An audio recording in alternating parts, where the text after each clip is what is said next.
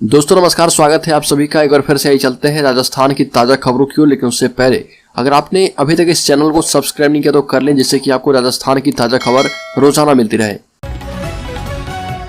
पहली और बड़ी खबर, हनुमानगढ़ के 2,41,000 पेंशनर्स का बायोमेट्रिक एवं आंखें स्कैन कर सत्यापन किया जाएगा। अब पेंशन धारकों को पेंशन के लिए सत्यापन बायोमेट्रिक सिस्टम या आंखों को स्कैन कराकर ही कराना होगा।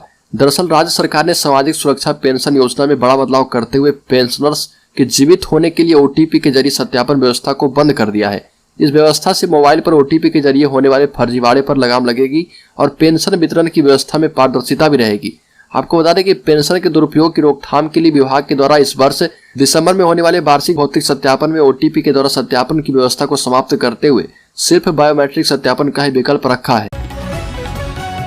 अगली खबर, तृतीय श्रेणी शिक्षक भर्ती सरकार की पंचवर्षीय योजना की तरह हो गई है। 5 वर्ष बीतने के बाद भी लेवल द्वितीय की भर्ती पूरी नहीं हो रही।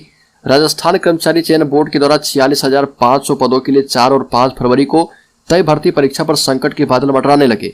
शिक्षा विभाग ने भर्ती की विज्ञप्ति जारी होने के 2 माह के बाद भी बोर्ड को अभ्यर्थी नहीं भेजी है। अगली खबर, करौली में दूषित पानी पीने से 2 बच्चों की मौत, 124 हुए बीमार। राजस्थान में दूषित पानी एक बड़ा मुद्दा है। राजस्थान के करौली जिले के हिंडौन में दूषित पानी पीने से 2 बच्चों की मौत हो गई। हिंडौन कस्बे के नलों में दूषित पानी की आपूर्ति होना बच्चों की मौत और बीमार होने का कारण बताया जा रहा। इस मामले में जलदाय मंत्री महेश जोशी ने विभाग के अधिकारियों से रिपोर्ट मांगी। वहीं भाजपा के प्रदेशाध्यक्ष सतीश पूनिया ने हिंडौन अस्पताल में जाकर बच्चों के स्वास्थ्य की जानकारी ली। अगली खबर, कोटा में राहुल गांधी के स्वागत में लगाए गए सचिन पायलट की फोटो वाले होर्डिंग और पोस्टर हटाए गए। आपको बता दें कि भारत जोड़ो यात्रा पर निकले राहुल गांधी ने 2 दिन पहले मुख्यमंत्री अशोक गहलोत और सचिन पायलट के हाथों में हाथ पकड़कर नृत्य करवाया।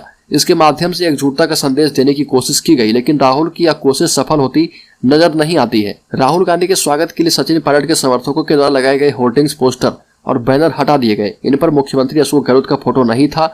नगर निगम ने इन्हें हटाने के लिए बाकायदा अभियान चलाया। हालांकि इस तरह की घटना से सचिन पायलट काफी नाराज हो गए और संगठन के महासचिव केसी वेणुगोपाल के समक्ष इस मुद्दे पर नाराजगी जताई। अगली खबर, सतीश पूनिया ने राहुल गांधी से पूछा तीसरा सवाल, प्रदेश में दूषित पानी से मौत कब रुकेगा सिलसिला। भाजपा की ओर से सिकंदरा में आयोजित हुए किसान सम्मेलन में पहुंचे प्रदेश अध्यक्ष सतीश पूनिया सरकार पर हमलावर नजर आए और सरकार की विफलताएं बताते हुए कहा कि शासन में अपराध बढ़े हैं। ये भी कहा कि भाजपा की जन आक्रोश यात्रा राजस्थान में राजनीतिक क्रांति का नया आगाज होगी। कांग्रेस नेता राहुल गांधी की भारत जोड़ो यात्रा के राजस्थान में आने के बाद प्रतिदिन पूछे जा रहे एक सवाल के अंतर्गत सभा के माध्यम से तीसरा सवाल पूछते हुए कहा कि राहुल गांधी जवाब दे दे कि प्रदेश में दूषित पानी से मौत का सिलसिला कब थमेगा। अगली खबर, कांग्रेस के पूर्व अध्यक्ष राहुल गांधी की भारत जोड़ो यात्रा पर भाजपा प्रदेश मंत्री जितेंद्र गोठवाल ने जमकर कटाक्ष किया और कहा कि 4 साल से कुंभकर्णी नींद सोई राजस्थान की गहलोत सरकार भारत जोड़ो यात्रा पर 2,000 करोड़ रुपए खर्च कर रही है। साथ ही भारत जोड़ो यात्रा को सवाई माधोपुर जिले के सभी गांव से निकालने का निमंत्रण भी दिया, जिससे गांव कस्बों में कुछ विकास हो पाए। ये भी कहा कि जहां पर राहुल गांधी की भारत जोड़ो यात्रा को रोकना है, उसके लिए जमीन मालिक किसान से जबरन सहमति पत्र लिखवाकर फसल नष्ट की जा रही है। किसान को 1 बीघा का 25,000 रुपए मुआवजा दिया जा रहा।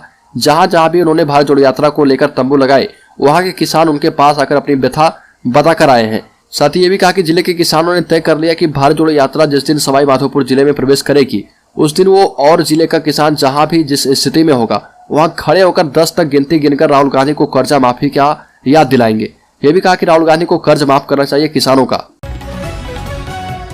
अगली खबर, भारत पाक अंतर्राष्ट्रीय सीमा की सुरक्षा के लिए बीएसएफ राजस्थान फ्रंटियर में 177 ऊंट खरीदे जाएंगे। इन सभी ऊंटों को जैसलमेर और बीकानेर सीमा पर तैनात किया जाएगा। इसकी प्रक्रिया शुरू कर दी गई है।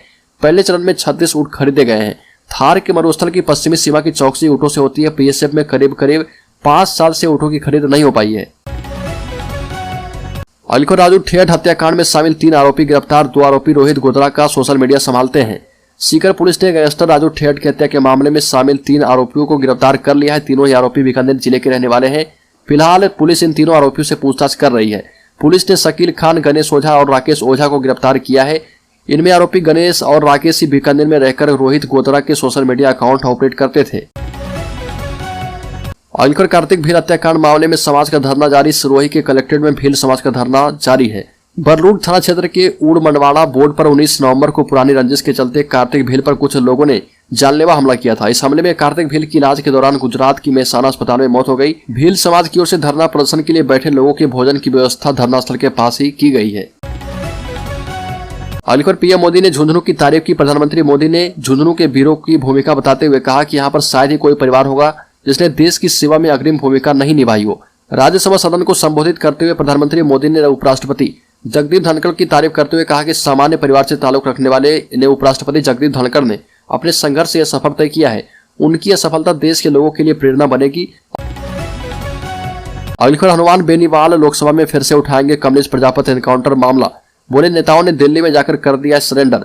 राजस्थान के बहुचर्चित कमलेश प्रजापति एनकाउंटर मामले में एक बार फिर से आरएलपी सुप्रीमो एवं नागौर के सांसद हनुमान बेनीवाल लोकसभा में उठाएंगे। इसको लेकर सांसद हनुमान बेनीवाल ने जोधपुर एयरपोर्ट पर मीडिया से बातचीत करने के दौरान कहा कि कमलेश एनकाउंटर, लवली एनकाउंटर सहित राजस्थान के कई मामलों को लोकसभा सेशन में उठाऊंगा। कमलेश प्रजापति एनकाउंटर में बाड़मेर कांग्रेस के बड़े नेता के परिवार के नाम आ रहे। इन नेताओं ने दिल्ली में जाकर सरेंडर कर दिया है। अगली खबर सरदार शहर उपचुनाव में कांग्रेस की बंपर जीत। आपको बता दें कि मतगणना में कांग्रेस उम्मीदवार अनिल शर्मा को बढ़त मिला और सरदार शहर उपचुनाव में कांग्रेस को भारी मतों से जीत मिली है।